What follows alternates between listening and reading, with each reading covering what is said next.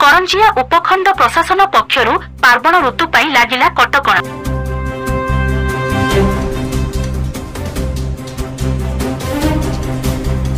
पार्वण ऋतु आगमन को दृष्टि रखी तथा एहाकु शांति श्रृंखलार सहित पालन करने उद्देश्य रे करंजिया उपखंड प्रशासन पक्षरु आज सकाळ 11 घटिका समय उपखंड उपजिल्लापाल कार्यालय सम्मिलनी कक्ष उपखंड उपजिल्लापाल कस्तूरी पंडा सभापतित्व एक बैठक अनुष्ठित हो जाइछि। कार्यक्रम उपखंडर दुर्गा पूजा, लक्ष्मी पूजा, काली पूजा और जगधात्री पूजा और रावणपोड़ी पेंडाल कमिटी कर्मकर्ता माने मध्य उपस्थित थिले। तेबे एही बैठक रे की भली शांति श्रृंखला रे विभिन्न पूजा पालन होई परिबो ताहा विषय रे आलोचना होइथिला। चलित वर्ष भसाणी शोभायात्रा रे आउ बाजी परिबनी डीजे साउंड द्वारा लोकंक बहु क्षति हेबा सहित चली जाउछि जीवन। तेनु चलित वर्ष पूजा भसाणी समय रे उच्च ध्वनि करुथिबा डीजे उपरे संपूर्ण कटकणा करा जाइछि। एही समय रे पारंपरिक वाद्य दलकु नै भसाणी करबाकू अनुमति दिया जाइछि। ता सहित समस्त कमिटी पक्षरु पूजा समय रे हेबाकू जाउथिबा छोट बड़ सांस्कृतिक कार्यक्रम बाबदकू स्थानीय पुलिस को पूर्वरु सूचना देबाकू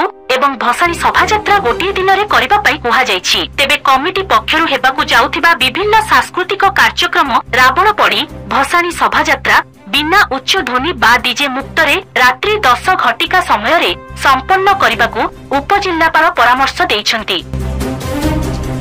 सुमंत पात्रंक रिपोर्ट STV न्यूज ओडिशा 24।